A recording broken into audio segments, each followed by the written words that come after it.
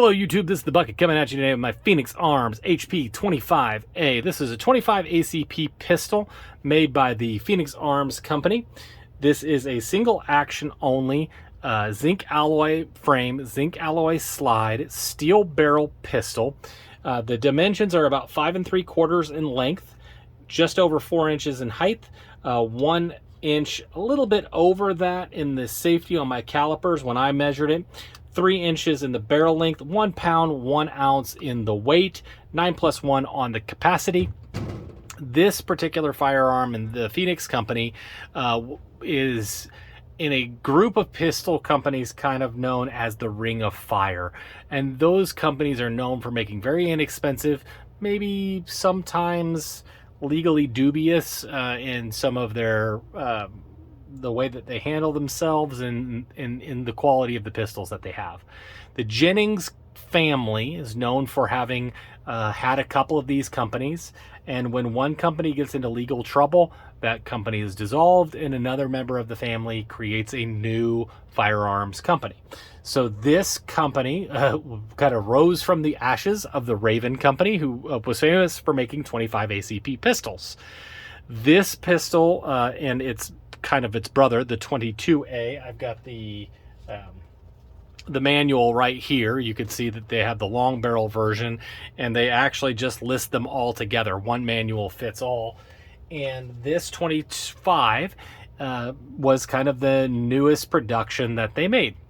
So let's talk a little bit about the pistol. So the pistol is what I would call a mouse gun. You can get 2 fingers on it. Single action's pretty understanding. As with 25 AC pistols, they're almost always blowback, which means that they usually have a heavy slide and a heavy recoil spring. Because this is a zinc alloy, very minimalistic slide, it's almost all in the hammer spring.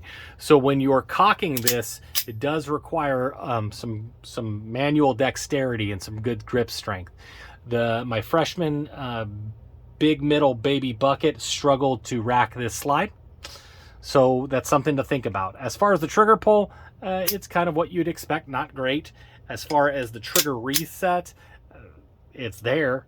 You can kind of hear it a little bit. It's almost all the way back out, not tactile at all, and then you're back out for more pew.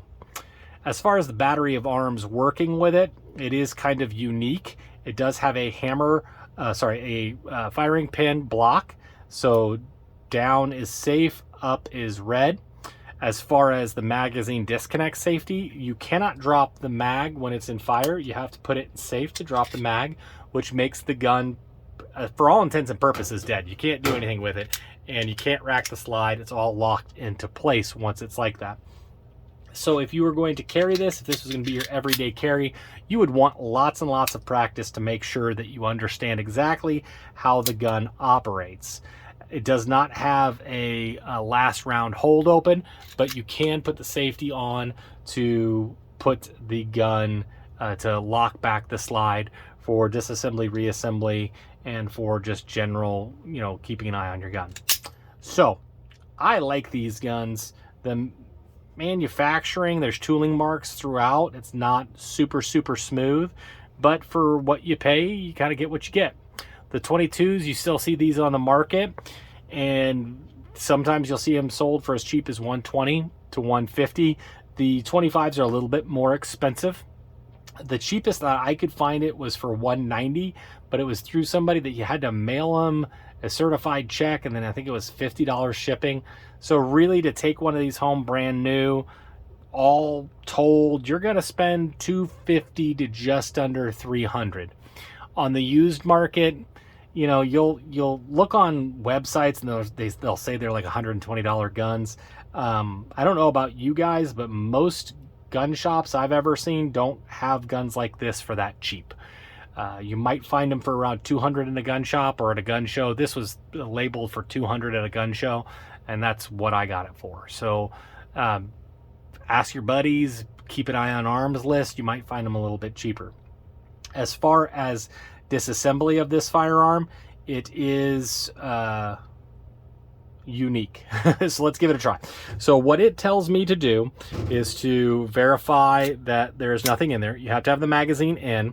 You have to have the gun on fire, you have to have the hammer back and the firing pin block on.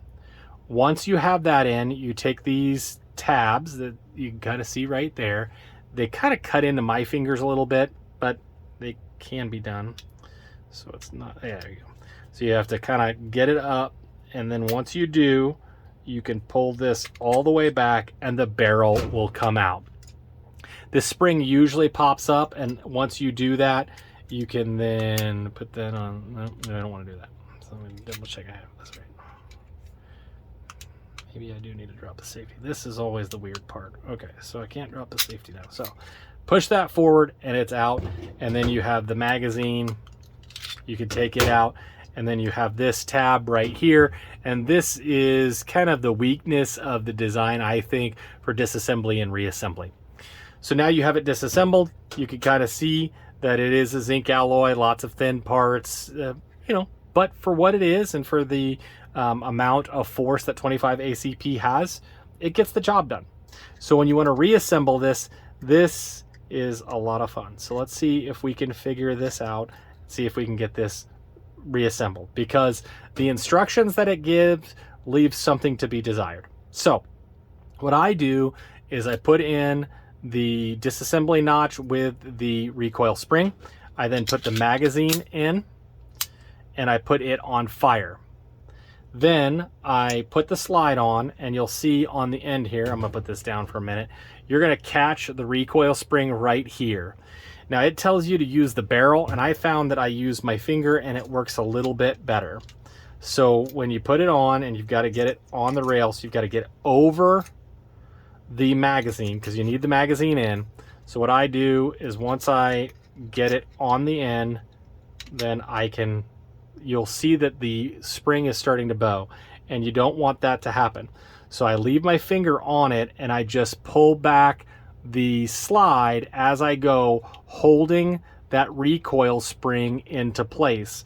And once I get it all the way in, you'll see what I'm talking about. Once I get it all the way back, I can put up the safety, which is going to hold it into place.